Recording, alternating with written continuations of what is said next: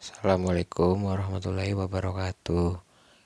Kami dari kelompok 2 akan mempresentasikan hasil diskusi kami tentang konsep dan pengukuran pendapatan nasional. Saya atas nama Ferian Fatwa Ramadan, teman saya bernama Muhammad Fakih Isnaini dan Resti Ariska. Aliran pendapatan perekonomian. Aliran pendapatan dalam perekonomian terdapat circular flow yang terdiri dari pasar, faktor produksi, perusahaan, pemerintah, rumah tangga, dan pasar barang. Circular flow diagram atau siklus aliran pendapatan pada perekonomian 3 sektor, yaitu perputaran uang dan kegiatan ekonomi yang melibatkan rumah tangga konsumen, rumah tangga produsen, dan rumah pemerintah. Hubungan rumah tangga dengan perusahaan produsen berperan untuk membuat barang atau jasa. Untuk melakukan perannya, maka perusahaan membutuhkan berbagai faktor produksi yang dapat diperolehnya dari rumah tangga konsumen.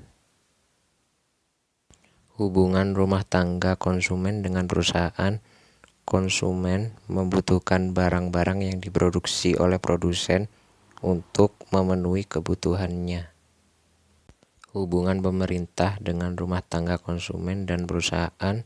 Pemerintah menjalankan perannya sebagai produsen dari aset-aset vital yang kemudian dibeli oleh rumah tangga konsumsi dan perusahaan, dan konsumen serta perusahaan membayar pajak kepada pemerintah.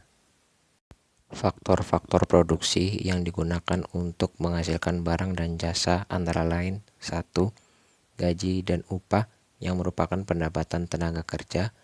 2. Sewa yang merupakan pendapatan dari tanah dan bangunan. 3. Bunga yang merupakan pendapatan dari modal. 4. Keuntungan yang merupakan pendapatan pemilik perusahaan. Pengukuran pendapatan nasional. 1.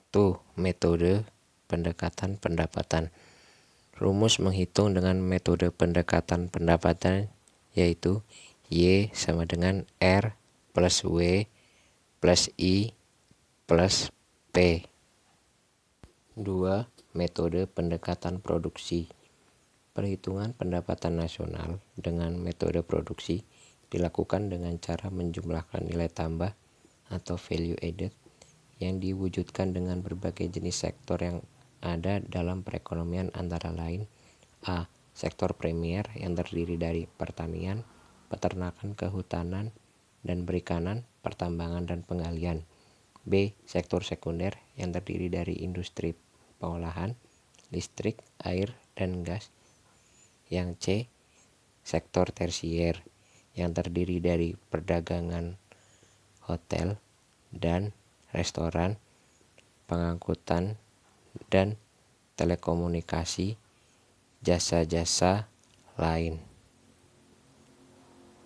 Metode pendekatan produksi memiliki rumus yaitu Y sama dengan P1 kali Q1 plus P2 kali Q2 plus Pn kali Qn.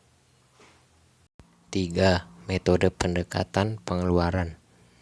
Perhitungan dengan menggunakan pendekatan pengeluaran dilakukan dengan cara menjumlahkan seluruh pengeluaran berbagai sektor ekonomi, yaitu rumah tangga, pemerintah, perusahaan, dan masyarakat luar negeri suatu negara pada periode tertentu. Jenis pengeluaran dari masing-masing pelaku ekonomi terdiri dari pengeluaran untuk konsumsi, pengeluaran untuk investasi, pengeluaran untuk pemerintah, pengeluaran untuk ekspor dan impor. Metode pendekatan pengeluaran memiliki rumus Y sama dengan C plus I plus G plus X kurangi M. Keterangan: Y sama dengan pendapatan nasional, C sama dengan consumption atau konsumsi rumah tangga, I sama dengan investment atau investasi, G sama dengan government expenditure, atau pengeluaran pemerintah, X sama dengan ekspor, M sama dengan impor. Transaksi yang tidak masuk dalam perhitungan pendapatan nasional. Transaksi-transaksi yang tidak masuk dalam perhitungan pendapatan nasional adalah transaksi barang atau bahan mentah yang siap diolah lagi, seperti karet yang akan diolah menjadi ban, kapas yang akan diolah menjadi pakaian, dan kayu yang akan diolah menjadi perabotan.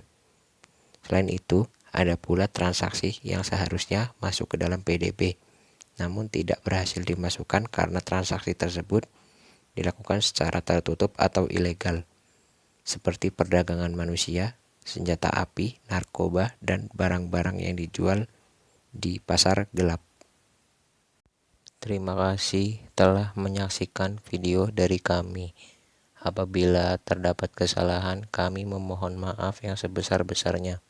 Wassalamualaikum warahmatullahi wabarakatuh.